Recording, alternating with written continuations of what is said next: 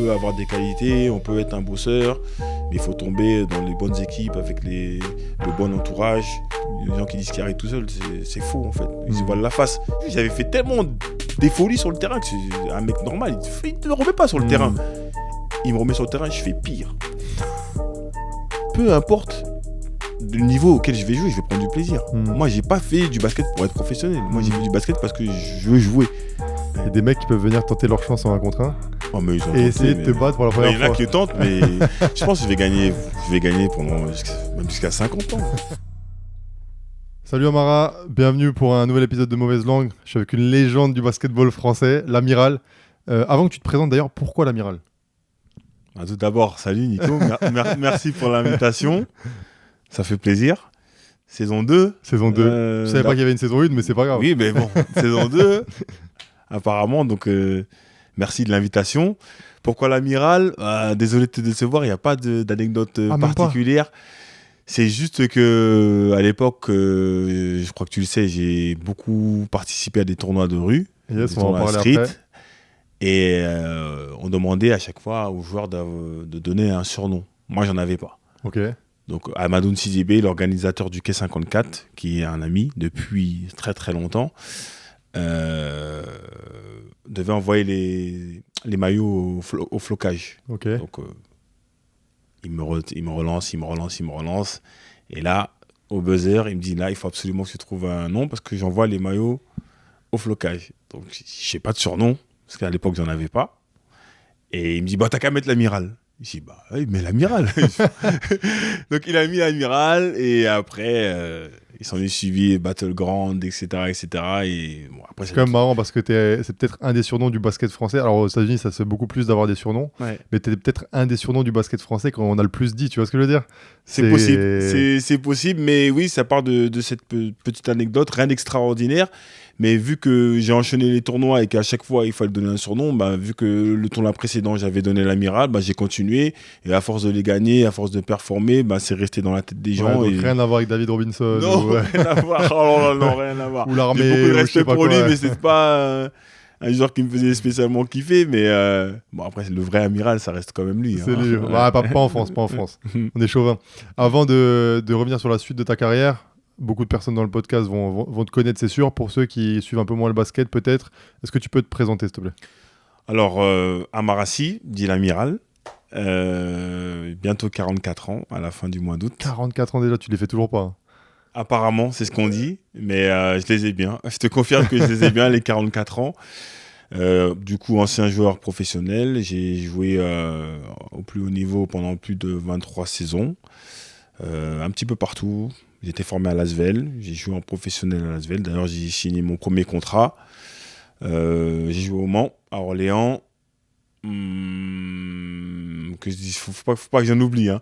Tu parles que de la France, là ? Ouais, que de la France. Monaco, Paris Basketball, où j'ai terminé ma carrière. Et j'ai eu aussi la chance d'évoluer à l'étranger, en Grèce, en Espagne et en Ligue de développement J-League aux États-Unis. On va revenir sur toute cette belle carrière.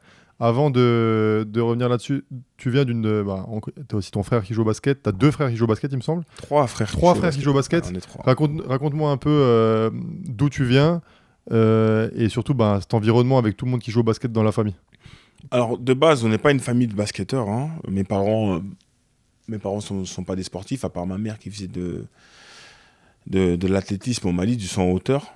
Sinon, mes grands frères et ma grande sœur... ne faisaient pas de sport en particulier. Okay. Moi, j'étais très footeux. Je jouais au football jusqu'à l'âge de 14 ans. Mais ma découverte avec le basket, ça s'est fait à l'âge de 10 ans, quand j'ai déménagé à Cergy, parce que c'est vrai que je revendique beaucoup Cergy depuis le début. Mais de base, j'ai grandi à Paris, à Pigalle, okay. dans le 18e, jusqu'à l'âge de 10 ans. À 10 ans, on a déménagé à Cergy, dans le quartier du Ponceau, et c'est là que j'ai découvert pour la première fois le basket. C'est juste en allant jouer dehors, ou il y a quelqu'un qui t'a vu, il a vu un grand... Je suis arrivé, en bas de chez moi, il y avait un terrain, et il y avait une cinquantaine de gamins qui jouaient avec des postes cassettes, comme aux États-Unis. Ouais. Moi, j'ai découvert ça, je n'avais jamais vu de panier. J'en avais peut-être croisé, mais je ne savais pas que c'était pour pratiquer du sport. J'avais jamais vu de ballon de basket. J'ai découvert tout ça au même moment. Bah forcément, c'était bien nul. Meilleur déménagement. Ouais, c'était bien nul. Et au fur et à mesure, je me suis pris au jeu, mais je continue quand même à jouer au foot. Et à l'âge de 14 ans, j'ai vraiment pris la décision de prendre une licence dans le club de Cergy où je suis actuellement le président. À l'époque, ça s'appelait l'ECOP, Entente Cergy-Pontoise. Là, c'est Spartiate, c'est ça? Aujourd'hui, c'est les Spartiates de Cergy-Pontoise. Et du coup, j'ai commencé le basket et mes frères, que ce soit Mamadou et Bandja, ils ont suivi. Parce que ils ont vu qu'il y avait quelque chose à faire. Et puis, dans le quartier, tout le monde joue au basket. Donc, mes grands frères, ils étaient un peu moins dehors. Mais nous, on était beaucoup en bas de la maison à jouer au basket avec tous nos potes qui nous ont engrainés dans cette passion. On est tous tombés amoureux et on a tous eu la chance d'évoluer au niveau professionnel. Bandja, je connais. Les deux autres, ils ont joué jusqu'à quel niveau? Mamadou, il a joué en Pro B à Saint-Vallier. Ok. Et Mamadou, il a joué à Boulazac, il a joué à Saint-Vallier, il a joué à Lille. Ouais, il a fait pas mal de tout le monde a fait une carrière au final. On a tous eu la chance de faire une carrière professionnelle. Donc ça, c'est un déménagement super productif en tout cas. Exactement. Merci aux parents d'avoir pris cette décision. Et d'ailleurs, Bandja, qui jouait cette année encore au Paris Basket, là maintenant qui a Paris signé Basketball, Paris Basketball, pardon, qui a signé en Roumanie. Tu as eu la chance de travailler du coup 2 ans avec lui. Il est resté 2 ans, si je ne sais pas. Il est resté 2 saisons. 2 saisons au Paris Basketball. Oui. Et toi, en tant que membre de l'organigramme du club, directeur sportif, comment, tu vois, c'était particulier de travailler avec ton frère, sachant que lui c'est un joueur, ça reste ton frère, mais il peut pas non plus, des fois, tu sais ce que c'est, directeur sportif, tu peux pas non plus tout lui dire tout le temps. Comment vous avez réussi à garder une relation durant ces 2 saisons? Écoute, ça a été très très très très facile. Parce que, on a quand même 9 ans d'écart avec Bandja. Il y a un énorme respect entre nous. Donc, comme je te disais tout à l'heure en off, il y a des situations, il y a des périodes où il pouvait ressentir de la frustration, mais vis-à-vis de moi, il devait avoir le bon comportement, adopter le bon comportement, et c'est ce qu'il a très bien fait pendant 2 saisons. Parce que comme j'aime bien dire à mes potes, il ne voulait pas m'afficher. Donc il savait très bien que il ne pouvait pas se permettre de te mettre en porte-à-faux. De me mettre en porte-à-faux, c'est le terme exact. Donc je le remercie pour ça d'ailleurs. Et il m'a été d'une grande aide parce qu'il a su remettre de l'ordre des fois quand ça allait un petit peu moins, parler aux plus jeunes, leur servir de mentor pour montrer l'exemple. Donc non, ça a été extrêmement facile. Il y a eu 0 souci. C'est vrai que de toute façon, je ne m'attendais pas à moins, parce que je connais mon frère. On est tous à peu près comme ça dans la famille. Moi, j'ai mes frères qui sont dans mon club à Cergy-Pontoise. C'est la même chose. Ils essaient de montrer l'exemple, de redoubler d'efforts, de faire du coaching, de remplacer... d'être partout, à tous les étages, pour essayer de faire en sorte que les choses se passent du mieux possible pour moi. Donc ça, j'en suis extrêmement reconnaissant. C'est vrai, quand tu parles de mentor, tu te dis Bandja, tu m'as dit avant, il avait 35 ou 36 ans. Ouais. J'ai l'impression qu'il a encore 22, quoi. Moi aussi. Puis, je pense que c'est clairement un gars qui va pouvoir dunker jusqu'à 60 ans. Franchement. Facilement. Il est encore plus athlétique que toi, non? Oui, largement. Ouais. Ah oui. Bandja, en termes... Quand on parle du côté athlétique, c'est NBA. On a NBA++, parce que pour en avoir discuté avec plusieurs joueurs, dont Evan Fournier, qui l'avait joué pour la première fois au K54, il m'a dit, mais ton frère, mais c'est n'importe quoi. Ouais. Moi, NBA, il n'y a pas de mecs comme ça. Ouais. C'est vrai qu'athlétiquement, j'avais joué à Lasvel avec lui, il a mis un dunk contre Varese. Oui, je me rappelle de celui-ci. C'était quelque chose. Incroyable. Il a mis pas mal. Hein. Ouais, il a mis pas mal. Et toi, donc du coup, tu as dit qu'à 14 ans, tu as vraiment changé vers le basket. Ouais. C'est à quel moment où tu t'es dit, bon, le basket, ça peut devenir mon métier? Alors, tout est allé très très vite. Parce que moi, je crois que j'ai même pas eu le temps de me poser la question, puisque j'ai commencé le basket à 14 ans et j'ai signé mon premier contrat pro à 18. Donc, en 4 ans, c'était réglé, quoi. En 4 ans, à Lasvel en plus. À Lasvel en plus. La grande époque de Lasvel.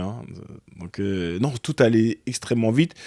Je dirais que, de toute façon, moi, déjà, je joue au basket par passion. Moi, de base, mon objectif, c'était de viser la N3. Parce qu'à l'époque, Sergi jouait en N3. Et moi, quand je les voyais jouer le samedi soir, Tu j'avais des étoiles dans les yeux. fort, ouais.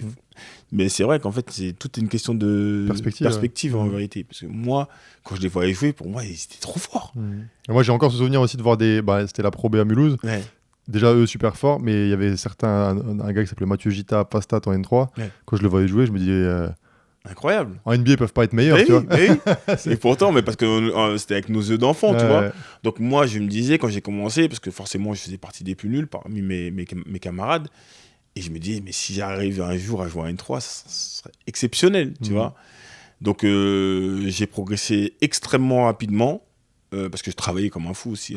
Ma mère, elle me prenait pour un malade. Hein. Je sortais, il pleuvait, il ventait. Un jour, j'étais sur le playground en train de shooter, il y avait verglas. Du verglas. Ouais. Là, j'ai dit non, là, t'abuses quand même. Ouais. Parce que pour aller chercher le ballon à chaque fois, quand je shootais, c'était compliqué et tout. J'ai dit non, là, t'abuses. Là, j'avoue, j'avais poussé le bouchon un peu trop loin.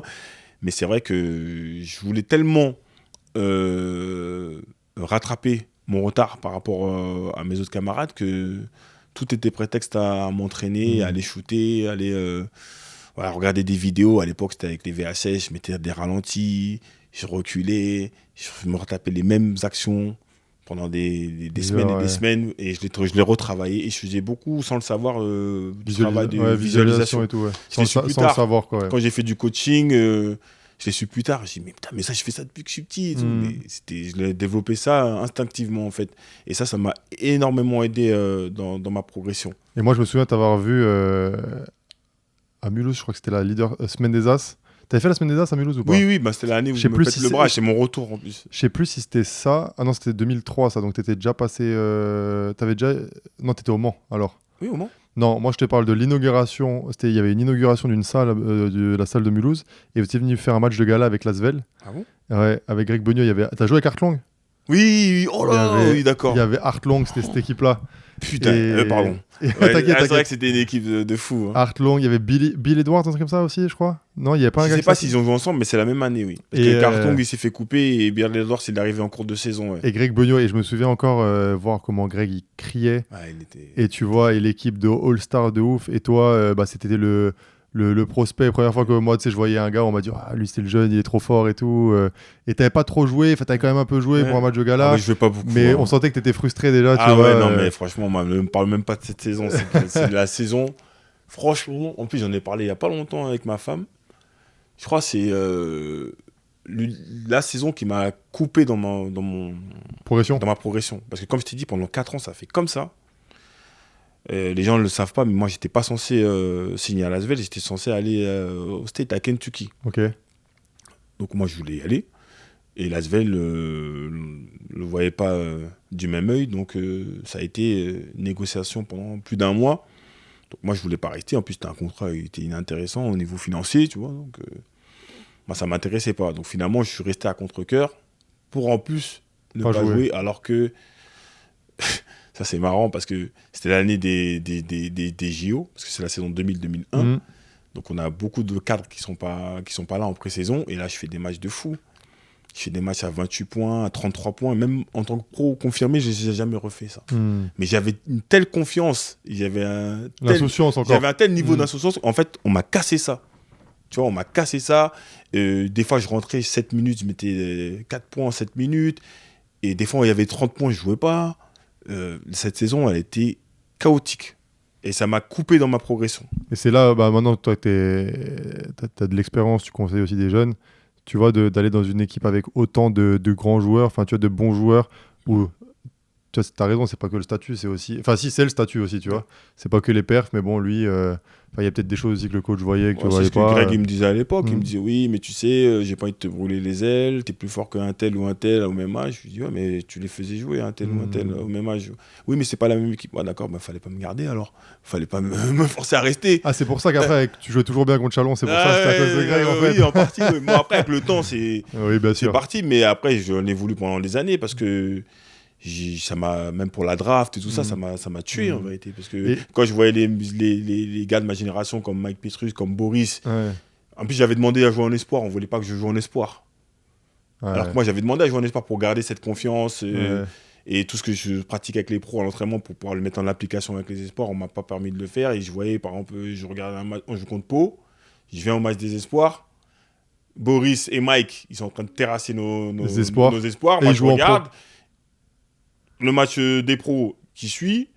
Eux, ils sont dans le 5 et moi, je suis encore sur le banc. Ouais. Donc, ça fait, je regarde. En fait, j'ai regardé 2 matchs Ouais. pendant qu'eux, ils ont joué 2 matchs. C'est incroyable. Je vois le truc, je vois le truc. Et derrière, tu pars au Mans Exact. avec Vincent Collet. Ouais. Tu connais déjà un peu à l'époque ou pas du tout? Je connais pas du tout Vincent, mais en fait, Vincent me connaît pas non plus. Mais c'est Pierre Tavano, mon coach espoir avec lequel on a été champion de France. Et c'est lui qui est venu me chercher en région parisienne pour me faire intégrer le centre de formation de l'Asvel. C'est lui qui lui dit à Marassi, il faut le prendre. Oui, mais c'est pas un poste 3, c'est un poste 4. Parce que oui, après l'année avec Greg, c'est l'année avec Tandjevic qui me fait jouer poste 4. Parce qu'il y avait trop de poste 3 et pas assez de poste 4. Et dans les postes 3, j'étais le seul qui pouvait faire les deux. De par mon physique, etc. Mais moi, j'étais pas un 4, j'étais un poste 3 et je jouais même 2 en espoir, tu vois. Comme quoi, faut pas être trop polyvalent des fois. Ouais, ça aussi, ça m'a tué, ça. Bref. Et du coup, une année où je joue pas du tout et une année où je joue pas à mon poste, entre guillemets. Donc ça m'a freiné dans ma carrière. Mais il y en a un qui croit encore en moi, c'est Pierre Tavano qui incite Vincent Collet à me prendre. Il dit, tu vas voir, prends-le, tu vas pas regretter. Ouais, mais ceci, il peut peut-être pas faire ci, il peut peut-être pas faire ça. Et du coup, il a fait confiance à Pierre Tavano. Et au bout de 3 semaines, il m'a dit, ah, Pierre, il avait raison, mais non, mais c'est parce qu'on est Vincent, hein. C'est incroyable et tout. T'as dit toutes les discussions qu'ils avaient eues. Vincent, j'ai passé des saisons extraordinaires avec lui. Il m'a beaucoup apporté, il m'a beaucoup aidé. C'est grâce à lui et au Club du Mans que le grand public, entre guillemets, fait connaissance avec moi. Ouais, donc tu fais quoi, 3 ans au Mans? Je fais 3 ans au Mans, ouais. 3 ans au Mans, donc Vincent, il t'apporte beaucoup tout ce qu'il sait faire, Q-Basket, etc. Ouais. Comment t'as réussi? Parce qu'on sait aussi que lui, des fois, quand il a eu des joueurs un peu, tu vois, à l'instinct, insouciants, donner un peu trop d'infos, et il y en a aussi qui ont eu du mal par rapport à ça, tu vois. Ça, je sais ça. Et toi, comment t'as réussi à passer au-dessus de ça et garder que le bon de ce qu'il pouvait t'apporter? Au début, ça a été dur, mais vu qu'on était dans une équipe qui gagne et que moi, je suis un compétiteur, c'était beaucoup d'échanges. Et après, ça n'a pas été facile. Hein. C'est pour ça que moi, je tire mon chapeau, parce que quand on en rediscute, des fois, quand on se croise, il dit il est content de mon évolution, que ce soit lui ou Christophe Lebouille, qui est l'actuel président du MSB. C'est vrai que j'étais un jeune, j'étais éparpillé, mais il savait que je n'étais pas une mauvaise personne. Et donc du coup ça a été dur, hein. Il y a eu des clashs, il y a eu des mauvais comportements de ma part aussi, mais vu qu'ils ont senti que j'étais pas une mauvaise personne, ils m'ont toujours redonné ma chance. C'est vrai ils ont pas abandonné, quoi. Ils ont pas abandonné et c'est pour ça que je dis, dans une carrière il faut aussi tomber, ça ne dépend pas que de nous aussi. On peut avoir des qualités, on peut être un bosseur, mais il faut tomber dans les bonnes équipes avec le bon entourage. Une part de chance, parce qu'on n'y arrive pas tout seul. On y arrive. Il y a des gens qui disent qu'ils arrivent tout seuls, c'est faux en fait. Ils se voilent la face. Donc moi j'ai eu la chance de tomber sur des gens bienveillants qui voulaient mon bien et qui sentaient qu'il y avait un potentiel en moi et qui voulaient tout faire pour m'aider. Donc ça n'a pas été facile. Et moi, comme je suis quand même quelqu'un d'assez reconnaissant, j'ai fait les efforts aussi pour m'adapter à Vincent, parce que je sais qu'il prenait quand même un risque en me mettant titulaire directement, en me donnant des responsabilités. Vous avez plusieurs jeunes en plus. Il y avait plusieurs jeunes, il n'y avait pas que moi, il y avait Alain Kofi, Philippe Amagou, Yannick Bokolo. Après, ça a suivi avec Kevin Corr, Aaron Sell, plus tard Nicolas Batum. Non, il y a eu quand même des beaux joueurs qui sont passés au Mans. Mais pour en revenir à ta question, j'ai fait les efforts tout simplement, parce que dans une collaboration, ça va dans les deux sens. Donc ils ont fait les efforts et ils se sont, entre guillemets, adaptés à moi. Donc moi aussi, il fallait que je fasse un pas vers eux et que je fasse cette adaptation. Et derrière, tu pars à l'Asvel? Enfin, tu reviens à l'Asvel. Ouais. T'étais en contrat ou pas? Non. Pour rien avoir. J'avais fini mon contrat. Non, j'étais encore en contrat avec... Le Mans? Oui, mais t'étais plus en contrat avec l'Asvel, c'était pas un retour de prêt? Non, c'est pas un retour de prêt. Ok, donc c'est vraiment toi qui décides de retourner à l'Asvel. Ouais. Qu'est-ce qui te fait décider de revenir à l'Asvel, là, maintenant avec un autre statut? En fait, je retourne à l'Asvel parce que c'est pour ça que j'ai cette chance avec Vincent, c'est qu'à un moment donné, vu qu'il m'a vu grandir, il fallait qu'il y ait une cassure, tu vois. Il fallait qu'il y ait une cassure et que j'aille voir ailleurs. Parce que sinon, j'allais rester l'éternel espoir. Moi, je pense toujours ta carrière, elle commence vraiment que quand tu as plus ce statut d'espoir dans ton club. Alors, même si c'est pas forcément ton club formateur, entre guillemets, un peu quand même. Oui, mais si, un petit peu, parce que j'avais pas prouvé grand-chose, tu vois. Et c'est vraiment Le Mans qui m'a mis dans le grand bain. Donc il y avait ce truc où, à un moment donné, le discours, il passait un petit peu moins, tu vois. Donc j'ai eu l'opportunité de retourner à Lasvel avec Claude Bergeau, qui me voulait absolument. Il a vraiment fait des pieds et des mains pour me recruter, avec un vrai statut. Là, j'étais plus le jeune espoir, même si en quittant Lasvel, j'avais été champion de France, j'avais contribué au titre, bon, en poste 4. J'ai joué quand même, hein. J'ai joué peut-être 17 ou 18 minutes par match, c'est beaucoup, dans une équipe de championne de France. Et j'arrivais avec un nouveau statut, donc je savais que ça pouvait que bien se passer. Et ça s'est vérifié et au final, rapidement. En regardant, j'avais pas eu... je pensais pas que tu avais fait 4 passages à Lasvel quand même. J'en ai fait 4, ouais. C'est pas rien. Hein. 4 passages, c'est beaucoup à chaque fois, tu vois, Ça t'a fait quoi à chaque fois de revenir, tu vois à chaque fois, ça m'a fait énormément de bien. Parce que de toute façon, Lyon, c'est une belle ville. C'est ma ville de cœur. Et moi, j'ai encore des amis là-bas. À chaque fois, j'y vais à Lyon. Franchement, je me sens bien. Et tu ne te serais pas vu rester Il était question à un moment donné que j'y reste et que même que j'habite à Lyon. Okay. Parce que c'est une ville importante pour moi. J'y ai passé quand même au total 11 années. Parce que j'ai fait 9 saisons de basket en professionnel, mais j'ai fait 2 saisons en tant que jeune du centre de formation. Okay. Ouais. C'est énorme. Et tu n'aurais pas pu rester dans le même club toute ta carrière ? T'as eu besoin à chaque fois d'aller voir autre chose Moi, j'aurais largement pu. Et ça aurait pu être Lasvel. Ça aurait pu être Lasvel, mais encore une fois, hein, quand tu vois comment ça se passe, parce que je suis parti de Lasvel au bout de 2 ans, parce que j'avais signé 3 ans, mon premier contrat pro, mais il était question que je quitte le club dès la première année. Je devais aller à Bourg-en-Bresse à l'époque. Le coach, c'était Mike Concalves. Le club était d'accord pour que je parte. Il devait signer 3 ans à Bourg-en-Bresse. C'est pour ça que je dis une carrière, des fois, ça ne se voit rien. Le club était d'accord. C'est juste que quand Tandjevic il a signé, il avait vu des vidéos de moi. Il a dit, mais lui, il va nulle part. Vous êtes des malades, lui, il va nulle part. Il reste ici. Donc pareil, tout un été à négocier parce que moi, j'étais tellement remonté que j'étais prêt à aller à la guerre avec c'était pas le Bourg-en-Bresse de maintenant. Hein. Oui, non, c'est Bourg-en-Bresse qui jouait le maintien à chaque fois. Qui faisait l'ascenseur entre la première division et la deuxième division, tu vois. Et donc, du coup, il m'appelait carrément, le coach, et moi, je répondais pas. Ouais, et à l'époque, il était coach de l'équipe nationale d'Italie. Il t'appelait, tu répondais pas. Et je répondais pas. Tu imagines un petit merdeux comme ça qui répond pas, mais j'étais tellement remonté que j'ai dit, vous n'allez pas me faire le coup 2 fois. Parce que déjà, l'été dernier, je voulais pas rester. Vous m'avez obligé à rester. Et on sait tous comment ça s'est passé. Donc, je voulais pas revivre ça. Et au final, ça durait tellement longtemps et il voulait tellement pas lâcher l'affaire que j'ai finalement eu une discussion avec lui et il m'a promis que je jouerais, à condition de faire les efforts, bien sûr, et que j'aurais ma chance. Tu vois, et s'il ne tenait pas sa promesse, qu'il me laisserait partir au bout de 2-3 mois, sans problème, où je veux. Au final, je suis resté et ça s'est super bien passé. Il a tenu la promesse. Il a fait plus que ça. Tant mieux. Franchement, au début, c'était catastrophique. Ah ouais. Bon, tant mieux. Hein. Le premier match, je me rappelle comme si c'était hier, c'était contre l'AEK Athènes. Premier match de la saison, premier match d'Euroleague. Moi, vu que j'avais perdu de la confiance et tout, que ça s'était tellement mal passé la saison d'avant, je me dis, attends, là, c'est l'AEK Athènes, c'est l'Euroleague. Bah, si je joue pas, c'est pas grave. Le match d'après, c'est Montpellier. Parce que Montpellier, à l'époque, c'était en première division.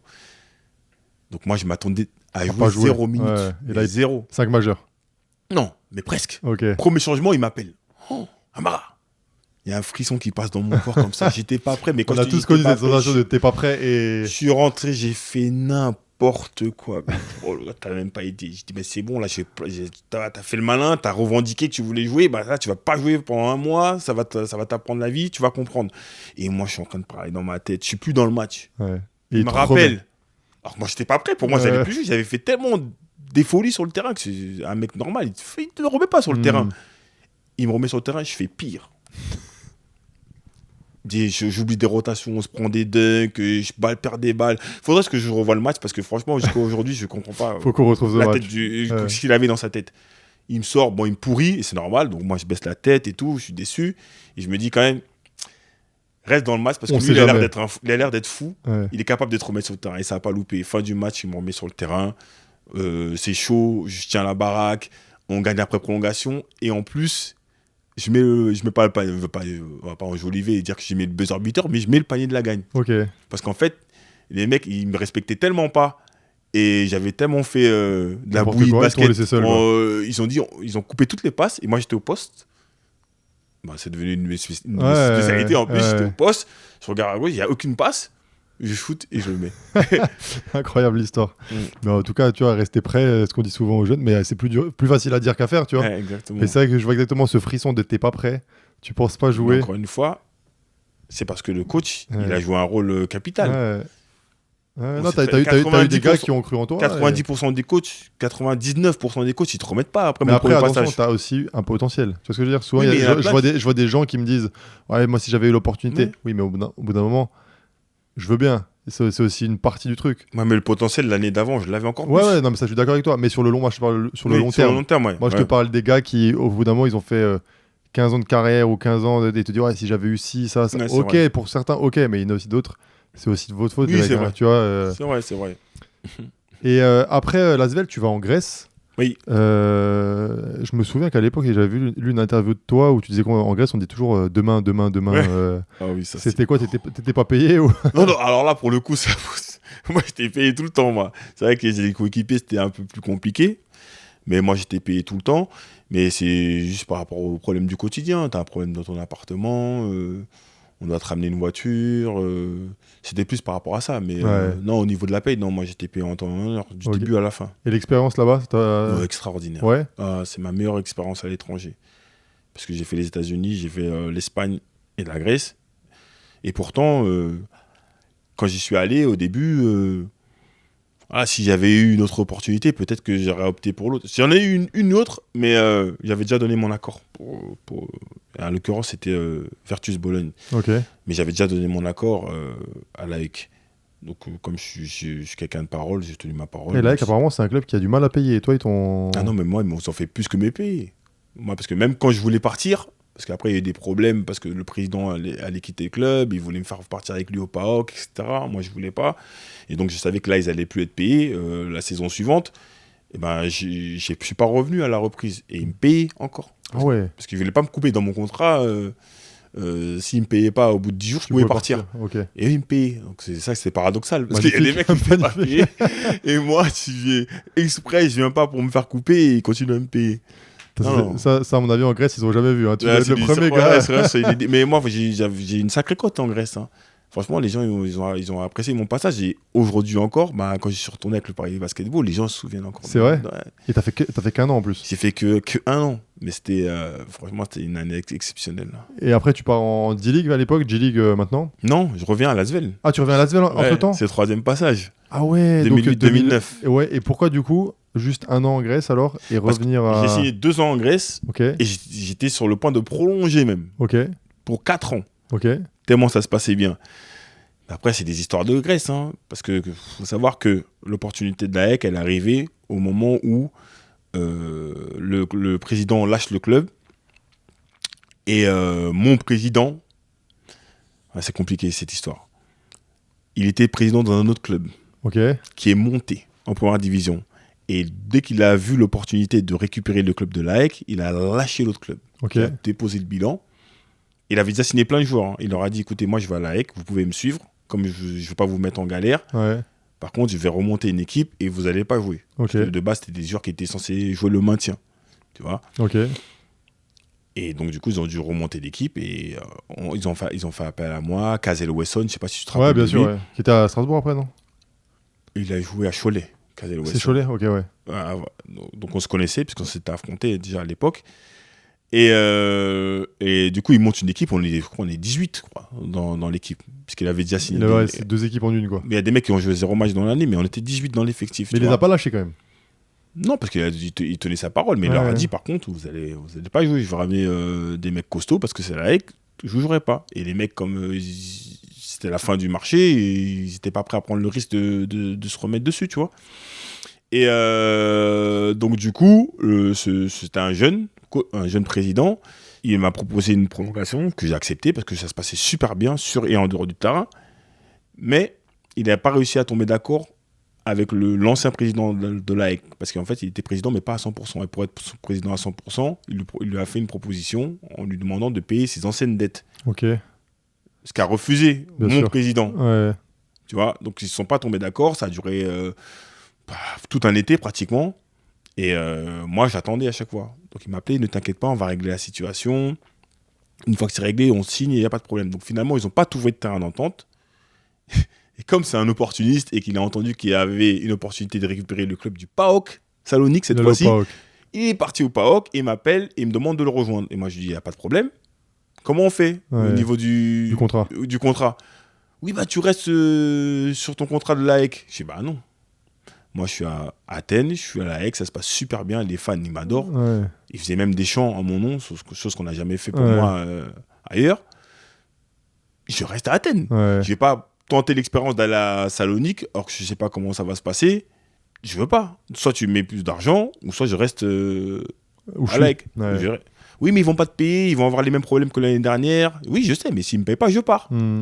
Et comme lui, il avait placé des gens là-bas, il avait donné la consigne, comme quoi il fallait continuer à me payer parce que j'allais jouer au malin, j'allais pas venir à la reprise et que j'allais faire jouer les clauses de mon contrat. Et pour me faire craquer. Donc moi, j'ai pas craqué. Tout l'été, j'ai attendu. Je suis parti m'entraîner avec Aix-Maurienne, Lasvel, parce qu'ils coupaient un poste 3, nigérian. Donc mon agent m'a envoyé là-bas pour m'entraîner. Dans un premier temps, c'était pas pour signer. Mais comme moi, j'avais loupé beaucoup d'opportunités parce que le club de l'AEC ne voulait pas donner la lettre de sortie. Parce que le président...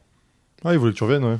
Bah, il avait encore un rôle là-bas. Parce qu'il avait mis des gens de confiance à certains postes. Il leur disait, vous n'envoyez pas la lettre de sortie. Donc j'ai eu l'Espagne, j'ai eu l'Italie, j'ai eu la Russie. J'ai eu plein d'opportunités qui ont été déclinées. Et quand j'arrive à Lasvel, je m'entraîne, ça se passe super bien. Vincent, il me propose de signer. Moi, je ne suis pas très chaud au début et je lui dis, mais de toute manière, ça ne va pas passer. Ouais, parce qu'il y a eu au moins 15 opportunités et à chaque fois, elles ont été déclinées. Ouais. C'est pour ça que je dis, le destin, des fois, si tu peux rien y faire. Lequel a accepté ? Ils ont accepté. Ils ont fait une demande, même pas 30 minutes après, elle a été acceptée. Ah ouais. À Lasvel. Donc mon destin, c'était de revenir à Lasvel. C'est tout. Exactement. Et là, tu fais champion de France direct, avec Vincent Collet, du coup, de nouveau. Exactement. Tu restes 1 an à Lasvel ? Un an. Ouais. Et quand ça, c'est après le titre de champion de France, vous étiez déjà en Euroleague en 2009 Non, bah non, justement. Donc on gagne le ticket pour jouer on part en Euroleague. Et toi, quand ça repart en Euroleague, tu décides de partir en D-League du coup. Ouais. Qu'est-ce que c'était quoi dans ton état d'esprit ? C'était vraiment maintenant, faut que je tente la NBA. Non, moi la NBA déjà à cet âge-là, j'avais 27. J'avais fait une croix dessus. Ok. Donc moi, mon objectif, c'était de rester à Lasvel. Sauf que on n'est pas tombé d'accord financièrement. Après ils ont donné de l'argent à d'autres joueurs qui n'ont pas donné satisfaction, mais en tout cas moi Marassi il voulait pas me donner ce que je voulais et donc du coup on n'est pas tombé d'accord. Après j'en ai discuté avec Vincent, il n'avait pas eu les bons les bons retours. Donc peut-être qu'on aurait dû, vu qu'on se connaissait bien, on aurait dû parler en direct. Donc, je crois qu'on l'a embobiné, parce que certains dirigeants n'étaient pas prêts à m'offrir ce contrat, alors que Vincent, lui... Sur un Français, donner trop d'argent. Ouais, peut-être, tu vois. Donc lui, il n'a pas eu les bonnes informations. Donc du coup, ça s'est pas fait. Et moi, je n'avais pas de club. Donc mon agent Bounandiaï, à l'époque, j'étais avec Comsport, me propose d'aller aux États-Unis pour garder la forme et m'entraîner. La chose que je fais, ça se passe super bien, donc il n'y a pas d'NBA dans ma tête. Sauf que mon coach perso de l'époque doit faire un colloque en Afrique, donc pendant 10 jours, il ne peut pas m'entraîner. Ok. Donc on essaie de trouver des solutions et dans le même temps, il y a le mini-camp de Dallas qui s'ouvre, tu vois. Donc les joueurs ils reviennent petit à petit avant le training camp et Bouna, comme il a des entrées, il connaît des gens là-bas à l'époque, il demande si moi je peux m'entraîner avec eux, parce qu'en fait c'était juste travail individuel, pick-up game, musculation, tu vois. Il y avait tous les joueurs, sauf à l'époque Jason Kidd et Dirk. Sinon, il y avait tout le monde. Sean Marion venait de signer, il était là. JJ Barea. Il y avait pratiquement tout le monde, tu vois. Ouais, c'est l'équipe qui a fait championne derrière, quoi. Exactement. Oui, si, c'est celle-là. 2011. C'est celle-là. 2010-2011. Oui, ils ont gagné en 2011, ouais. 2010-2011, ils ont gagné. Et ben moi, c'est l'année d'après. Non, en fait, c'est l'année d'après qu'ils gagnent. Moi, c'est 2009-2010 où je suis là-bas. Ok. Donc, du coup, j'y vais. Franchement, à aucun moment, dans ma tête, je me dis, je vais les impressionner pour signer parce qu'ils m'expliquent d'entrée qu'il n'y a pas de possibilité. Ils doivent couper déjà 3 joueurs qui sont sous contrat parce qu'ils ont trop de joueurs. C'est juste pour s'entraîner. Donc, moi, j'y vais sans pression, sauf que ça se passe super bien. Ça se passe super bien. Des fois, on en reparle avec Rodrigue quand on se croise. J'étais dans mon élément, en fait. Et tout ce que je tentais, en attaque, ça passait. Et en défense, il n'y a personne qui marquait. Donc, il y a Amadou Falgallo, qui est l'actuel président de la BAL, qui est présent. Et Rick Carlisle, qui est le coach. Parce que lui, il faisait son vélo. Et les petits qui regardaient, ils ne me connaissaient pas. Au début, ils ne calculaient pas. Et au final, il dit, mais c'est qui, lui ? On lui explique, c'est un Français, machin. Ok. Final, à la fin de l'entraînement, Amadou vient me voir pour me demander si je veux bien revenir demain. Parce que le coach, il a bien aimé ce qu'il a vu. Je dis, ah ouais, ok, je reviens demain. Après, je dis, attends, s'il me dit de revenir demain, ça veut dire qu'il y a un petit truc, il y a quelque chose. Même si on m'a dit de pas y là, croire. Je suis revenu avec d'autres intentions, je te préviens. Là, je suis revenu avec d'autres intentions. Je suis revenu pour tout casser, et c'est ce que j'ai fait. Et même Rodrigue, il me disait, Mara, fais doucement et tout, c'est Sean Marion et tout. Je dis, je fais pas doucement. Attends. Là, il y a peut-être une opportunité. Tu mets n'importe qui devant moi, je casse la figure, il n'y a pas de problème. Et du coup, ça se passe super bien toute la semaine. Et à la fin de la semaine, tu as Amadou Falgallo qui va me dire qu'ils ont vraiment apprécié ce qu'ils ont vu et veulent me proposer un contrat pour que je participe au training camp. Donc moi, à la base, j'étais arrivé pour m'entraîner, donc j'avais un contrat un visa touriste. J'avais pas un visa de travail. Et pour avoir comme ils avaient changé les règles, comme par hasard, pour avoir un visa de travail, il fallait un contrat. Sauf que Marc Cuban, à l'époque, il ne pouvait pas me proposer un contrat puisqu'il voulait déjà couper 3 joueurs. Et il n'avait pas rajouté un 4e joueur. Il n'arrivait pas déjà à se débarrasser des mecs. Et du coup, l'idée, c'était de me faire signer ce contrat en attendant de couper les autres, tu vois. Parce que Rick Carlisle, il avait insisté pour que je participe au training camp. Mais Marc Cuban, il a dit, je ne le connais pas, je ne vais pas prendre la responsabilité de lui signer un contrat alors que je ne sais même pas ce que ça va donner et je ne sais même pas si je vais réussir à couper les autres. Donc du coup, moi, mes idées de NBA, forcément, elles sont revenues. Je me suis dit, il y a moyen, et j'ai vu en plus que j'avais le niveau. J'ai vu, que j'avais le niveau, que j'avais plus que le niveau, parce que les gars, pour être clair, et de toute façon, Rodrigue peut en témoigner, je leur ai marché dessus. Mais ça vient sur ma question suivante que je me suis notée. Maintenant, quand tu vois tous les Français dans ton profil, bien sûr. Tu vois ce que je veux dire ? Qui vont en NBA, qui sont draftés premier tour, etc. T'as des regrets par rapport à ça de ne pas être né 20 ans plus tard ? Non, pas du tout. Moi, je me dis juste, moi, je réfléchis trop de manière positive ou rationnelle. Je me dis que c'était juste pas fait pour moi, c'est tout. Peut-être que la NBA n'était pas faite pour moi. Peut-être que j'aurais mal tourné. Si mon destin, il n'était pas là. Moi, ce que je dis, ce qu'il faut retenir, je suis heureux, moi. C'est ça le plus important. Aujourd'hui, tout à l'heure, on était avec un joueur NBA, un ancien joueur NBA, il a dit qu'il a fait une dépression. Moi, je n'ai pas fait de dépression. Pourtant, il a joué à NBA. Moi, j'ai été très heureux. J'ai eu la carrière que je devais avoir. J'ai rencontré énormément de personnes. J'ai voyagé partout. J'ai eu la chance de gagner des trophées, individuels, collectifs. Non, c'est vrai, au final, souvent on pense, NBA égale bonheur, mais j'ai l'impression que non, il y a plein de joueurs qui ont joué à NBA, on sait même pas qui c'est, ils ont rien, tu vois. On va pas citer de nom, mais il y a des joueurs qui ont joué à NBA, ils ont pas de carrière. Ouais. Mais ça t'a quand même mis pendant 10 jours, 15 jours, là, tu t'es dit, ça m'a mis. Et donc, pour revenir à ta question, pourquoi la J-League ? Parce que le seul moyen d'obtenir un contrat de travail, un visa, pardon, il fallait avoir un contrat de travail. Ok. Tu vois, donc moi, la seule option, c'était la J-League. Donc je suis allé en J-League, je suis resté que 3 mois par contre parce que ça m'a saoulé. J'ai performé, il y a beaucoup d'équipes qui étaient intéressées, mais le problème c'est que les 3 mois, ils paraissaient comme 6 mois. Parce que tous les 2 jours, il y avait une équipe qui était intéressée. Des mecs qui venaient, je performais, Ah, mais ils attendent quoi en fait? Hmm. Tu vois? Donc, Ouais. moi, j'étais très impatient parce que je performais et Mais je rien donnais de concret, satisfaction. Il n'y avait c'était pas. jamais rien de concret. Et en fait, ça m'a trop fait travailler Ouais. mon cerveau. À Ça me- l'américaine, dans- un peu, dans oui, le- on t'aime bien, on t'adore. Bah après, c'est vrai qu'il n'y avait personne qui signait. Et on me disait que l'année d'avant, ils avaient battu le record de joueurs qui avaient été appelés pour rejoindre des équipes NBA. Et moi, j'ai dit, mais non, mais là, ça part très mal. Là. Hmm. Et au final, ça s'est vérifié. Ils ont rebattu Ah ouais rebattu le record quand je suis parti. Parce que j'ai pas été patient, mais je regrette pas, en fait. Parce Ouais. qu'avec Desi, tu refais le Bien monde, sûr, tu t'as vois. raison. Non, je pense que c'est exactement la bonne mentalité à avoir, en tout cas. Et après, tu reviens en Europe, À Murcia. Murcia, en Espagne. Qu'est-ce que tu en as pensé du championnat espagnol?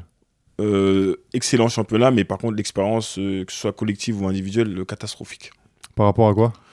Bah déjà, moi, j'ai pas été performant. J'arrive dans une équipe malade, tu vois. Puis moi, je suis un mec, je suis un joueur, on en revient à ce que je disais tout à l'heure, quand tu es trop polyvalent, des fois, ça te tue. Parce que c'est vrai que je suis capable de faire beaucoup de choses sur un terrain. Mais Dès qu'il y a un trou à boucher, c'est pour toi, quoi. Ouais, mais j'étais pas, à part en défense, j'étais pas. Et dans mon mid-range, où je shoot à mi-distance, j'étais pas excellent dans un domaine. Hmm. La défense, oui, mais je veux dire, je sais tout faire sur un terrain, mais je suis pas excellent. Tu vois. Donc ça fait que je suis arrivé dans une équipe où il y avait beaucoup de croqueurs. Tu vois, les gens ils tiraient beaucoup la couverture vers eux. Puis moi, je sortais d'une année compliquée. J'avais perdu mon père et tout ça. C'est pour ça que sur la fin de saison avec la Lasvel, j'étais redescendu, alors que première partie de saison, c'était un carton. Et la déception de la NBA, tout ça. Donc il y a beaucoup de choses. Je me dis, hein, avec le recul, parce que sur le coup, je m'en rendais pas compte, mais j'ai dû dealer avec beaucoup de choses dans ma tête, et je pense que ça a joué sur mon mental et sur mes performances. Malgré tout, ils voulaient me prolonger. Murcia, parce qu'ils ont vu qu'il y avait du potentiel et que si on repartait sur une nouvelle saison, il y avait quelque chose d'intéressant à faire. Mais moi, je voulais rentrer en France. Pour me ressourcer. T'aurais pu faire 15 ans à l'étranger, toi? Ou alors la France, ça t'a manqué? Non, franchement, je pense pas. Moi, souvent, on me pose la question et j'aurais adoré jouer à l'étranger, tu vois. Ah ouais. Mais chaque fois que je suis en vacances, je me dis... T'as envie de rentrer? Moi, Ouais, c'est pareil. j'ai Ma envie de sorte de rentrer en vacances, c'était une semaine, c'était trop long. Ouais. J'ai fait qu'une semaine. Toi, j'étais à Punta Cana à un moment, ou même quand j'étais en Thaïlande, je disais, en fait, il faut que je rentre à Paris voir des mecs qui font la gueule, ou... tu vois, mais... Bah, moi, je suis comme toi. Hein. Moi, je suis comme toi. Quand je pars en vacances, je regarde la date à chaque fois, je dis, putain... Il faut que je rentre. Mais on est trop bizarre. Même pour les déplacements. Moi, je déteste les Ouais, déplacements moi, c'est pareil, ouais. au basket. Ouais. Tu pars en déplacement. Par contre, quand j'étais dans la salle, j'aimais bien. Ouais. Quand ça chauffait, quand ça a eu et tout ça, parce que ça va ramener extra motivation, comme ils disent. Mais le cheminement, là, pour arriver à la salle, le déplacement, l'avion, le bus, tout ça, oh là là, c'est insupportable. Ouais, je suis un peu pareil. Que toi. Mais c'est marrant, moi, j'ai quelqu'un, je suis pas anormal, tu vois. Ouais, non, mais je comprends tout à fait. Et derrière, tu vas à Orléans. Ouais. Donc, premier passage à Orléans. Ouais. Très mauvais. Premier passage? Mon premier passage, ma première année, non. Première année? Mauvaise. Ah, ok, je pensais que ça s'est direct bien passé, tu vois. Non. On avait une très bonne équipe. Après, on a joué. C'était l'année d'Euroleague? Vous avez joué l'Euroleague? Non, moi j'arrive l'année d'après. L'année après Euroleague? J'arrive l'année d'après avec. On a une bonne équipe. Hein. On a un jeune Moerman, Ludovic Vati, paix à son âme. Ah, c'est celle-ci. Aldo okay. Curti, Malendoy. T'as vu avec Malay? Ouais. Non, on avait une. C'est déjà Philippe Hervé, le coach. Zach Moss, Troy Bell. Oh, on avait une belle équipe. On avait une belle équipe, mais c'était pas homogène. La mayonnaise, elle prenait pas. Et puis, je crois aussi que comme l'équipe aussi, elle avait été, entre guillemets, construite autour de moi et que moi, je n'allais pas encore bien, tu vois. Je pense que ça a joué. Et puis, j'ai été beaucoup blessé cette année-là. Tu vois. Et après, je pense que le déclic, ça a été... on a eu une conversation en fin de saison avec Philippe Hervé, où là, je m'étais vraiment lâché, tout ça. Il m'avait vraiment compris et... franchement, ça a été on s'est serré la main et tout. Après, je suis arrivé l'année d'après. L'année d'après, avec Georges Joseph, le jour et la nuit. Johan Sangaré, là, vous avez fait l'une de mes meilleures saisons en termes de collectif. Pourtant, on gagne rien. Hein. C'est le seul club que j'ai fait où j'ai pas ramené de trophée. Mais au final, c'est la fameuse série de playoffs contre vous en demi-finale avec Chalon. Ça, c'est... Steve, il m'en parle, je crois, 3 fois par an. Mais lui, il est resté dans le passé. Lui, il est resté dans le passé. Mais 3 fois par an, il m'en parle. Mais c'est vraiment l'année où je trouve que tu as été, tu vois, au niveau leadership, tu sais, on sentait que c'était toi, mais pas que basket, tout autour, tu vois. Vous aviez vraiment aussi l'équipe, mais tu sentais que c'était toi le grand frère de l'équipe à fond, quoi. Ouais, exactement. Ouais, c'est exactement ça. J'ai assumé mon rôle et l'expérience avec Philippe Hervé était juste extraordinaire. Franchement, pour moi, je le trouve tellement sous-coté, Philippe Hervé. Qui n'est pas de. Qui sont en N1 maintenant, tu vois. Pour moi, c'est l'un des meilleurs coachs de l'histoire du basket français. Il était trop fort. Franchement, il était trop en avance, trop avant-gardiste. On faisait des trucs, c'était phénoménal. Jonathan Roussel m'a déjà dit ça. Et Léo Westermann m'en a dit que du bien aussi, tu vois. Non, Philippe, c'était quelque chose. Hein. Ouais. Et c'est vrai que les séries de playoffs, là, c'était... Moi, au final, tu vois, j'avais l'impression qu'on s'était joué, genre... C'est une série de playoffs au meilleur des 7 manches, tu vois. Non, en fait, alors qu'en fait, c'était premier à 2, tu vois. Premier à 2. Mais tellement les matchs, c'était ping-pong, plus le scénario du troisième match où on va pas parler de l'arbitrage. Ce Chalon, ils diront que ça s'est bien passé. Ouais, bien sûr. Bah, on va demander à Georgie, peut-être. non, là, il va débarquer, là. Mais tu sais qu'en plus, l'anecdote avec Georgie, c'est que je pense 2 jours plus tard, il m'écrit sur Twitter. Alors, je le connaissais pas. Hein. Ouais. Enfin, j'avais fait un match de gala avec lui, tu vois. D'accord. Donc, Georgie, si tu connais pas, il m'impose, tu vois. Moi, j'ai 20 ans, j'avais 21 ans. Et il m'écrit sur Twitter. Et il m'écrit fais attention, Paris, c'est petit. Oh putain. Et là, je me dis. Pourquoi t'avais fait le malin Je me ou dis, quoi mais qu'est-ce que j'ai fait tu vois, mais je comprends pas. Et donc là, je lui réponds juste quoi ou des points d'interrogation. Mais en même temps, je commence à me dire ma vie, est-ce qu'elle est en danger tu vois je suis mort. Et il me répond un truc genre non, mais c'est pas toi, mais dis à ton gars Malcolm Delaney que Paris c'est petit, semaine prochaine finale. T'étais soulagé. Et Malcolm, je pense qu'il s'était un peu après le match, tu sais, sur Twitter, tout le monde parlait sur faire des tweets, je m'en rappelle. Tu vois. Et moi, je me suis dit, wow, c'est un ouf lui et tout. Et pourtant, c'est quelqu'un que j'adore. Depuis. C'est comme ça. Non, mais parce qu'il l'avait vraiment mauvaise. Et après, avec du recul, je pense qu'avec cette équipe-là, parce que au début de saison, les gens nous voyaient comme l'équipe EK54, l'équipe streetball, alors que franchement, on jouait un basket, il était juste extraordinaire. Moi, j'ai rarement joué un basket aussi léché, aussi collectif, tu vois. Parce que certes, moi, j'étais le leader de l'équipe, mais beaucoup de ballons passaient par moi, mais j'ai jamais été un croqueur, tu vois. J'ai essayé de jouer juste à chaque fois, et les autres, ils ont suivi cet exemple-là, tu vois. Mais d'ailleurs, toi, tu vois, tu as été champion du monde de 1 contre 1, qui est 54. Ouais. Est-ce que tu penses pas que dans ta carrière, ok, bah ça... moi, je t'ai connu en regardant les vidéos Battleground, tu vois. Donc, tu as touché tout un public, la jeunesse t'a regardé. Mais est-ce que tu penses pas que des fois, tu as aussi eu une image, tu vois, typiquement, à Marassi, on pense instinct, on pense 1 contre 1, alors que ce que je disais en relais, c'était... Je suis pas sûr que tu n'étais pas à 13 points de moyenne, tu devais peut-être à plus à 12, 6 passes, 8 rebonds, tu vois. Et vrai joueur de basket avec vrai Q-basket. Est-ce que tu penses des fois que cette image-là, ça t'a desservi, tu vois? Peut-être, mais après, encore une fois, moi j'ai toujours été respecté par mes pairs. Et je pense que c'est ça le plus important, par mes pairs, par mes dirigeants. Tu vois, c'est ça le plus important. Après, les médias qui connaissent pas trop le basket, qui ont des a priori, en vérité, c'est pas eux qui me payent. Donc, c'est pas avec eux que je passe la majeure partie de mon temps. Donc, c'est pas un problème. Et sur les dirigeants, t'as jamais eu de soucis? Non, au contraire. Bah non, au contraire. On me disait que je devais plus jouer pour moi à chaque fois. Mais moi, c'est pas mon truc en fait. Moi, j'aime bien. Moi, à chaque fois, j'essaie de toujours faire en sorte que tout le monde soit content. C'est vrai que quand des fois on me parle de ça, oui, c'est quoi ton record en carrière? Mon record en carrière, c'est pas un truc de fou, c'est 28 points. Mais j'ai mis plein de fois 25, plein de fois 26 et tout parce que moi, quand j'arrivais à 20 points. Je me dis, c'est bon, j'ai mis mes 20 points. Vas-y, on va faire plaisir. Je faisais des passes. L'exemple le plus frappant, c'est un jour en Eurocup, j'ai mis 20 points en 7 minutes à Braunschweig. J'ai fini le match à 20 points. Premier carton, j'étais à 20 points en 7 minutes. Parce qu'après, je faisais que des passes. J'ai shooté 2 fois après dans le reste du match. Parce que moi, ça a toujours été mon truc. J'ai toujours voulu profiter avec mes coéquipiers. Et moi, il y a plein de coachs qui m'ont reproché le fait de ne pas prendre assez de tirs.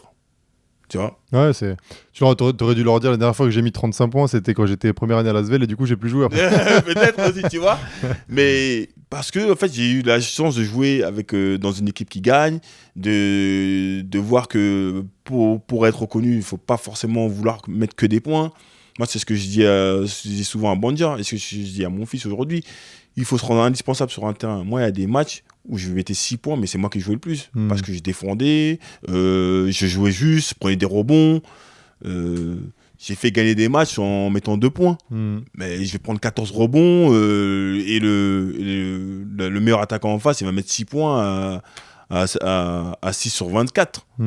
Tu vois ? Ah, je vois le truc. Et puis, je trouve ça va aussi avec ta personnalité. Tu vois, t'es quelqu'un de souriant. Ouais. T'es quelqu'un... t'as toujours... Enfin, même, tu vois, quand on était jeune, enfin, quand j'étais jeune, t'es toujours le gars à aller voir un adversaire. Oui, bien tu sûr. vois, avec le sourire, etc. Je t'ai vu une seule fois énervé. Tu sais quand c'est ? Oui. Avec ton ami. Un Star Game 2013. Tu te souviens de bien sûr, ce je match me rappelle. C'était lunaire quand même. Mais le mec, il l'avait cherché parce qu'en fait, moi. Attends, on va donner le contexte. Mais je pense que c'est Steed. On va donner. Steed, elle est où la caméra ? On va donner. C'est Steed le coupable. On va donner le contexte. Ouais. Donc, Playoff 2012 avec Chalon, Orléans. Voilà, ça se finit mal, ça clash, etc. L'année d'après, vous transférez toi et Georgie à Lasvel. Exact. Et là, premier match amical, on vous joue. Sachant que nous, à Chalon, là, c'était en mode on a fait le triplé dans notre tête, on était champion NBA, personne ne pouvait nous battre. Et là, on vous joue en amical. Et je pense, vous avez dû gagner de 20 points, un truc comme ça, je pense, en amical.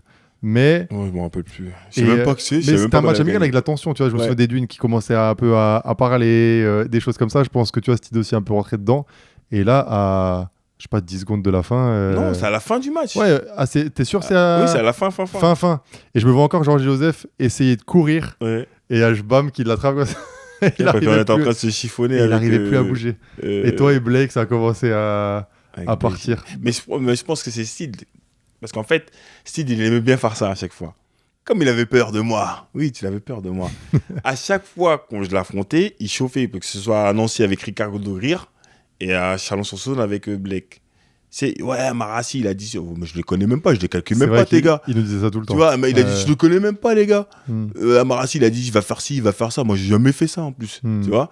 Donc les mecs, ils arrivaient, ils s'étaient remontés. Mais moi, je comprenais pas pourquoi. Ben, bon, ils faisaient rien, de toute façon, t'es témoin. Bon, après, il a eu le dernier mot de la fin, parce qu'il met le panier, mais ils ont toujours galéré. Parce que moi, je suis un compétiteur et quand je suis face à des bons joueurs. C'était des super duels. Et je suis dans le duel et je veux performer, tu vois. Mais ce qui m'avait pas plu, pourquoi c'est parti en sucette avec Black Shift, c'est qu'il m'avait mis un coup. Et devant Eddie Viator, qui avait rien dit. Parce qu'il était frustré, parce qu'il faisait rien, il arrivait à rien faire. Et on passe en courant et il met un coup de coude devant. Et pendant qu'il met le coude, au moment comme par là, je suis en train de nos yeux, nos regards, ils se croisent avec Eddie Viator. Donc ça, c'est anti-sportif, ça. Et tu vois, c'est pas correct parce que devant toi, il vient, il met un coup comme ça. Si moi, je fais ça ou si un autre jour, il fait ça, qu'est-ce que tu vas lui faire ? Tu vois ? Et moi, ça m'avait pas plu. Et donc, du coup, ça a monté. Et voilà, je me souviens, c'était la dernière truc de. J'ai l'impression que la saison 2012, elle s'est clôturée en 2013, tu vois le truc. Avec ça, mais en tout cas, c'était des super duels. Toi, tu défendais super bien sur lui. Lui, tu sentais que ça le frustrait, mais au final, il a quand même réussi à trouver des solutions pour nous à la fin. Et puis, comme tu dis, lui aussi, pareil, c'est un scoreur, mais il faisait tellement d'autres choses. Il était fort. François, il était très fort. Hein. Donc, mais ouais, c'est c'était une sacrée époque. Sacré match amical, quand même. Premier match amical, tu vois. Et là, donc, on est au rookie programme du syndicat. Dans le cadre du rookie programme du syndicat. Maintenant, avec toi, toute ton expérience, qu'est-ce que tu penses de la génération actuelle et de l'état du basket français, tu vois, tu as connu le basket français. Est-ce que tu penses que ça évolue dans le bon sens ? Ah oui, ça évolue plus que dans le bon sens, hein, que ce soit sur ou en dehors du terrain. Je crois que le basket français se porte très bien et a un très bel avenir devant lui. On envoie de plus en plus de joueurs en NBA. On en parlait tout à l'heure, il y a de plus en plus de jeunes qui performent à l'échelle nationale et même internationale. Et le basket français devient de plus en plus sexy. Il y a 10 ans, j'étais un peu plus inquiet quand même. Mais pour le coup, depuis 3-4 ans, là, il y a des choses intéressantes qui se passent. Les clubs ils se développent de plus en plus. Voilà, on est passé 3e championnat européen, même si je pense qu'on est 2e. Ça, c'est un autre débat. Mais tout le monde se développe. Des structures, les championnats, les clubs, les agences d'agents, il y a des coachs individuels, les joueurs sont de plus en plus professionnels, font de plus en plus attention à ce qu'ils mangent.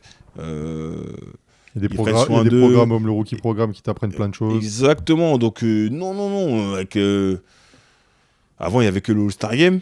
Même là, les playoffs, comment c'est présenté, c'est très attractif. Les salles, forcément, on bat à chaque fois des records d'affluence. Donc j'ai envie de te dire qu'il faut qu'on continue comme ça. Et c'est tout le monde qui va pousser le truc et qui va élever la discipline du basket en France. On a de plus en plus de licenciés. Franchement, tous les voyants sont au vert. Et toi, donc, tu es président du syndicat depuis... Combien de temps tu m'as dit maintenant ? 8 ans. 8 ans. Ouais. Qu'est-ce qui t'a donné envie, tu vois, de prendre ce poste-là, alors, à une époque où, tu vois, c'est pas non plus le syndicat des joueurs NBA. Bien sûr. Bah, tout simplement, on a fait appel à moi. On a fait appel à moi. Et puis moi, comme je t'ai dit, vu que je suis dans le partage et que j'ai toujours adhéré et j'ai toujours soutenu le syndicat, je me suis dit que ça aurait été pas mal de tenter de l'expérience. Et aujourd'hui, je regrette absolument pas parce que ça fait 8 ans. Tu vois. À l'époque, c'était Edouard Choquet qui m'avait sollicité parce que forcément, en amont, ils en avaient parlé entre eux au comité directeur qui cherchait quelqu'un pour représenter le syndicat. Ils avaient pensé naturellement à moi. Parce que c'est vrai qu'en dehors de ça, depuis plus de 10 ans maintenant, les gens naturellement, les jeunes, notamment, on m'appelle pour me demander conseil, même les moins jeunes aujourd'hui encore. Des joueurs qui ont dépassé la trentaine m'appellent pour des conseils, soit pour de la reconversion, soit pour le choix d'un club. Donc c'est des choses que j'ai toujours fait naturellement et aujourd'hui avec le syndicat, il y a encore une plus grande portée, donc forcément ça me parle. Et d'ailleurs, si tu avais un truc maintenant que tu aurais aimé connaître, tu vois, en débutant, un conseil. Tu vois, tu te dis, si j'avais su ce truc-là en débutant, j'aurais peut-être pu faire des... Même si tu as dit tu es heureux dans ta vie, il y a zéro problème avec ça. Mais j'aurais peut-être pu éviter certaines erreurs, quoi, être meilleur. Sur le terrain ou en dehors ? Peu importe.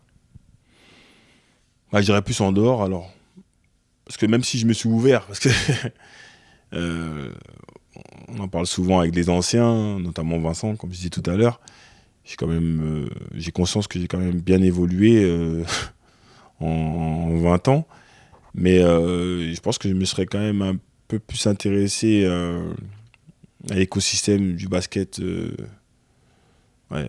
me serais un peu plus intéressé à ce qui se passe autour de moi. Parce que moi, pendant très longtemps, je ne savais pas qui était le président de la Ligue. Je voyais des noms passer. Les noms des arbitres, je ne les connaissais pas. Moi, je venais, je jouais, je partais, c'est tout. Tu vois, des coachs. Tu coaches où ? Je coach à tel endroit. Ah ouais, si, on a joué l'un contre l'autre. Je me rappelle pas, tu vois, je m'intéressais. Là, moi, j'ai encore eu un jeune dernièrement, un espoir. Je lui ai dit, mais tu vas où l'année prochaine ? Et il me donne le nom du club. Et je lui ai dit, c'est qui ton coach ? Et il me dit, j'abuse, c'est pas ça le prénom, mais il me dit, Sébastien. J'ai dit, mais Sébastien comment ? Et il me dit, Sébastien. J'ai dit, mais tu connais pas son nom ? Il fait, non. J'ai dit, mais on n'est plus en une traite, c'est plus coach, c'est coach Seb. Et... Moi, c'était pas comme ça pendant très longtemps, tu vois. Donc, même si je me suis bien rattrapé plus tard, je pense que j'aurais fait plus attention à ça. Ok. Et au final, tu as quand même joué jusqu'à 40 ans. Ouais. C'est quand même un sacré record. Parce que les gens, souvent, ils voient que l'aspect physique. Ouais. Mais moi, je pense aussi à l'aspect mental. Tu as été quand même un gars dominant, déjà physiquement, sur toutes ces années. Comment tu as réussi à gérer les dernières années de ta carrière où physiquement, c'est normal. Tu arrives sur les 40, tu as des gars où... tu te dis, attends, mais lui à l'époque, je l'aurais mis en boîte. Et là, c'est un peu l'inverse. Tu vois, j'avais ce débat avec David Andersen que tu as connu aussi. Oui. Je me suis dit, purée, tu as gagné 3 fois l'Euroleague. Et là, tu vois un vieux gars au fin fond du Portel qui fait 1m85, qui joue poste 4, qui te met 2-3 paniers, qui fait le malin. Qui fait le malin en plus. Tu te dis, au niveau de l'ego, c'est pas simple non plus. Tu vois, comment tu as géré un peu les dernières années ? Non, moi, ça a été facile. Hein. Ça a été facile. Moi, j'ai pas arrêté parce que j'en avais marre. J'ai arrêté parce que je m'étais fixé un objectif. C'était de jouer jusqu'à 40 ans. Je voulais pas faire la saison de trop et surtout aujourd'hui physiquement, moi grâce à Dieu, j'ai aucun problème physique. Tu pourrais jouer encore ? Non, mais je suis sérieux. Ouais, je pense. Hein. Je pourrais jouer.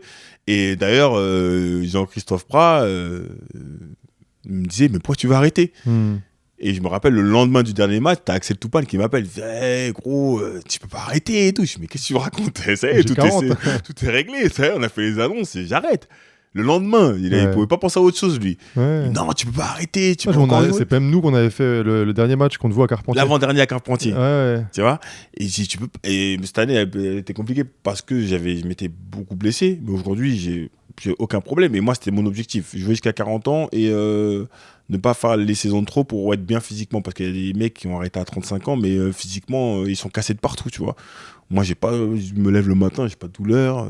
T'en as, tu vois, ils ont mal à marcher. Je suis avec mes potes, je deck. Et ils me disent tous, mais tu peux encore jouer en pro. Je dis, oui, je sais que je peux encore jouer en pro. Ouais. Mais j'ai pas envie. Ouais, c'est mentalement, bah oui. Et non, c'est même pas que c'est mental, c'est que moi, en fait, peu importe le niveau auquel je vais jouer, je vais prendre du plaisir. Moi, j'ai pas fait du basket pour être professionnel. Moi, j'ai fait du basket parce que je veux jouer.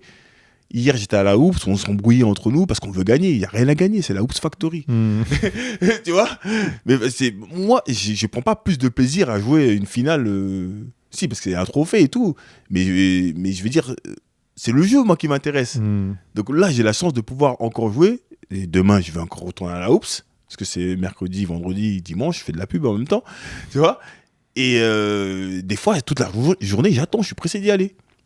Parce que moi, c'est ça qui m'intéresse. Le fait de jouer en pro, mais je m'en fous, en fait. Si je vais pendant plus de 23 ans à haut niveau, une saison de plus ou de moins, ça va rien changer dans ma vie. Tu veux jouer au basket, moi, ce qui m'intéresse, c'est que je veux jouer au basket. C'est tout. Donc, ce que tu es en train de me dire, c'est qu'à la Hoops, le mercredi, vendredi, dimanche, il y a des mecs qui peuvent venir tenter leur chance en 1 contre 1. Oh, mais ils ont et essayer de te battre pour la première fois. Il y en a qui tentent, mais je pense que je vais gagner pendant même jusqu'à 50 ans. Parce qu'en fait, c'est même pas une question, et j'expliquais ça à mon frère, comme par hasard hier, c'est pas une question d'athlétique, tu vois. Moi, mes 1 contre 1, j'ai toujours gagné, c'était pas sur ma vitesse. Bon, après, j'avais un premier pas intéressant, mais j'avais pas le premier pas le plus foudroyant, mais ça a toujours été sur de la technique. Mon bras, il va toujours faire la même taille. Hein. C'est vrai. et il est long. Il est très très long, et je te confirme. Donc, je vais toujours pouvoir shooter sur les mecs. À part si je joue contre Victor, là, c'est mort. Ouais. Mais et en défense, c'est pareil, je suis toujours bon défenseur, bon défenseur qu'avant, et c'est pas du tout terrain, c'est un demi-terrain. Donc en fait, tout est à mon avantage.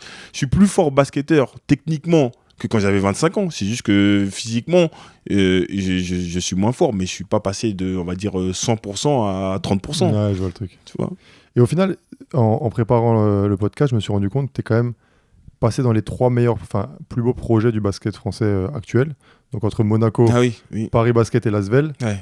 Et t'as jamais réussi à rester, tu vois, dans le truc. Bon, tu m'as dit que t'as pas de regrets, mais c'est quand même fou que, tu vois, à Monaco, t'es pas resté. Bon, Paris, t'as enclenché le truc, tu t'es arrêté après. Ouais. Et même Lasvel, moi j'ai senti quand je suis arrivé à Lasvel en 2015, t'avais pas forcément envie de partir à la base. Non, de base, je devais rester.